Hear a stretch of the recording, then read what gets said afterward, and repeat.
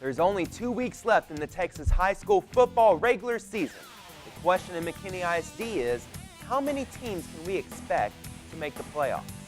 Hello and welcome to Sports Talk. I'm Tyler Sloan. The McKinney Lions made a charge in the fourth quarter against Plano West, but it wasn't enough for the win. Coach Jeff Smith is here to break down the highlights for us. McKinney Boyd made their game against state number 1 Allen closer than most expected, but the Eagles prevailed in the end. Coach Don Drake joins me later to assess his team's play. McKinney North took care of business on homecoming against Greenville. Coach Mike Fetchy is in studio to address what his team needs to do in order to make the playoffs in District 13 4A. Get ready for another exciting episode of Sports Talk next.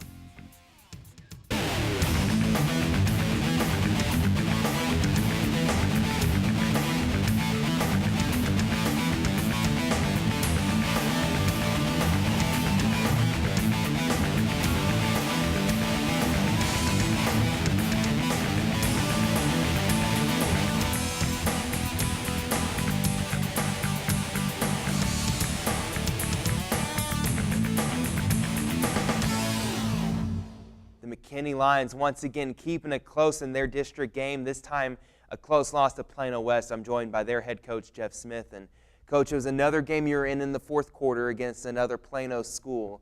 Got within 5 there at the beginning of the fourth quarter, but Plano West just a little bit too much on offense in this game. Yeah, I was proud of how our kids, brought it back. We were down 25-13 at one time, 21-7 at one time in the game, and our kids kept sticking with it. They played better after halftime and brought within 5, and we just had a hard time getting a stop, and they extended it to 11. We went back down and couldn't convert in the red zone, and so it was a good game all the way down the stretch. Let's go ahead and take a look at those highlights, and we'll start off with the first quarter. Plano West jumps out to a lead pretty early in this game. They have a 13-0 lead that extends into the second quarter. What were you trying to do here defensively against two dangerous running backs that they have? Well, we just, they do have 2 backs, and it really starts up front with them. They got a good offensive line, and we wanted things to go to the edge, not go north and south. And, we did a pretty good job of that in spots, especially in the second half. But, those 2 backs did a good job. Tommy Candela had a nice game on the ground with 109 yards total rushing. On this particular drive, a run of 21 and 19 yards that helped set up a short touchdown. Yeah, it was obviously we're very happy with how he's running the ball and our offensive line's blocking. We say that on the show every week. I think that's been a real bright spot the last few weeks against some really, really good defensive lines. And so it's good to see us get in the end zone and get on the scoreboard. And Tyree Johnson with the touchdown run, and he's almost had a touchdown per game this season. I believe he does have over a touchdown per game on average. What do you like what you see of Tyree this season? He's always getting in the end zone. Well, he's got a great skill set, and he's got his nose for the end zone, and we like using him down there because we feel like he'll find a way to get it in there, and so it's a good little package for us, and on short yardage as well. Dalen Willis was really big in this game, getting a handoff there, almost a pitch play. I don't know if you count that a pass or a run with those type of plays, but he gets the ball, and he's able to do things when he touches it. He is, and he had to step up, and we needed him to, and he did a good job. This is him right here. Dalen makes a lot of people miss in space, and that always gives us a good chance. I mean, he really made some good things happen right there with his feet. 8 receptions this game for Dalen Willis for 114 yards. You're down 25-7 late in the second quarter. Plano West missing a lot of extra points and 2-point conversion tries that they failed, so it helps keep you in the game. And you're driving down here late in the second quarter, and you're able to get a score right before the break. Yeah, it was, obviously getting a score before the break just, gives you some momentum. We were able to hold them out of the end zone late, right before halftime, and so that got us back where we needed to be. Touchdown to Marcus Cross with 49 seconds left, cut it to 25-13. The third quarter, Plano West was able to drive on your defense, and you gave up a lot of yards in the first half, but in the second half, you caused a couple turnovers, stopped them on fourth down a couple times that kept you in this game. It did, and it's good to see us making plays when we need them. You kind of step up and bow our necks a little bit, and had a couple of big stops, and those takeaways are always good as well. Antonio Oliver didn't have a tremendous game on the ground rushing, only 37 yards, but he blocked well for Candela. That was a series that really worked well for you. It did. We had a set where, Antonio blocked. He's a great blocker as well, and did a good job. Sometimes Tommy does a little more of the block and Antonio carries the ball, and sometimes it's the other way around. And so they both are good blockers, both are good runners, and we're both, glad to have both of them in the backfield. That helps us run the ball effectively. So both did a good job for us. In that fourth quarter, Tyree Johnson gets another touchdown, 2-yard touchdown run. This cuts the lead to 25-20 with 9.5 minutes left in the game.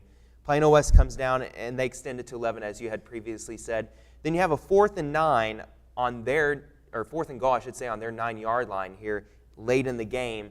And you get a pass to Dalen Willis, and it was a heck of an effort. He almost gets in the end zone. He did. It was a screen play, and he cuts it all the way back across the field. And from our sideline, it looks like he's going to turn the corner and get in the end zone. And their kid made a great tackle over there, just kind of pushed him out before he got to the pylon. And so that was 4th down, and then it was a turnover on downs. So, that was the drive that could have cut it back to 5 right there, or cut it. I'm sorry, it was an 11-point game at that time, I believe. Really could have cut into it to where it was a 4 or maybe a 3-point game, depending if we went for 2 and those types of things. So, we were right there, and we had a drive. Kind of the same thing happened early in the first half, where we got in the red zone. I believe it was the first half, and just didn't get it in. And so we've got to convert those against good football teams, like Plano West.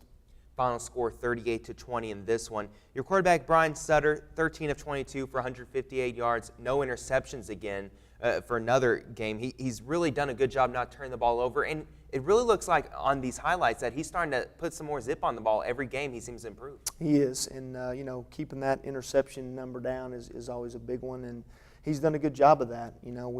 He's limited a lot of those types of situations. He's pulled it down and run or throw it away, and that's shown a maturity. He's growing a little bit, and he's throwing some good balls. We threw a ball early that was a really nice ball that we just dropped.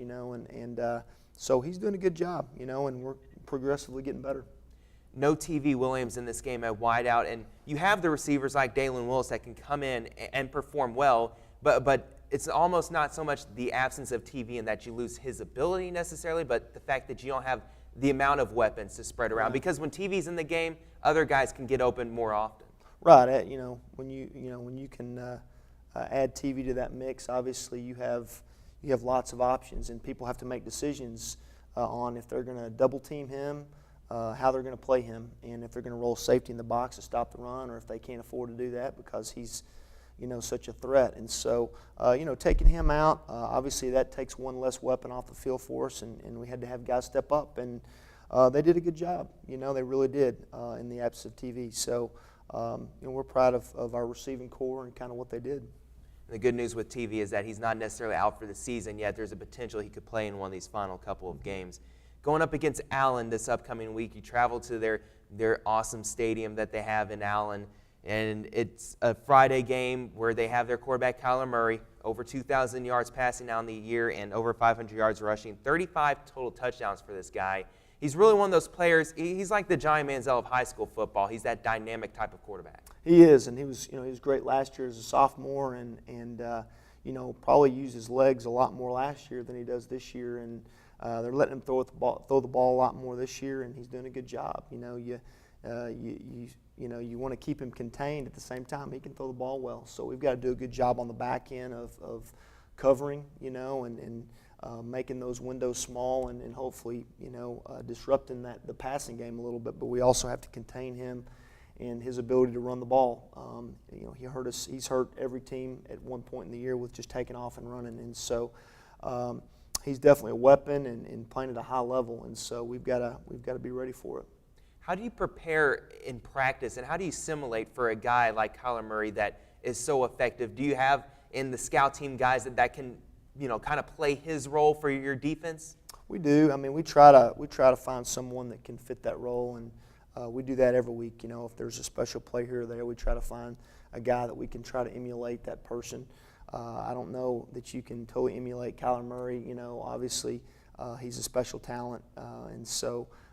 But knowing what he does and the decisions he makes and how he does things and trying to defend that is what we've got to try to do. And and we're going to do that. We've got a good plan this week, and you said it, it's a great stadium. It's going to be fun. It's going to be great for our kids. We're excited about it, and it's not every day you get to play #1 team in the state and probably in the nation. I don't know. They're ranked pretty high nationwide as well, and so it's not every day you get that opportunity. And so we told our kids that, man, let's go out there and have fun and get after it and play hard and take it a play at a time. And Allen, they appear like they might be a little bit more vulnerable than they did earlier in the year. The last 2 games against Boyd and Plano West, both of those teams have done some things against their defense to put up quite a bit of points. Yeah, they play a lot of guys on defense. They do a good job on both sides of the ball, and they're #1 for a reason. But there's things that we're going to try to do, and we want to shorten the game the best that we can with the clock and different things, and try to keep the ball out of their hands. We've got to move the ball, to do that, run the ball effectively, throw the ball effectively, and those types of things. And so, our guys had a good day of practice yesterday. They know what the plan is, and like I said, we just need to go out and do it. Well, Coach, I appreciate you being here as always, and good luck to you Friday night against Allen. Appreciate it. The McKinney Lions travel on the road against Allen to take on the #1 team in the state of Texas. Can they pull off the big upset? It would be a huge win for this program.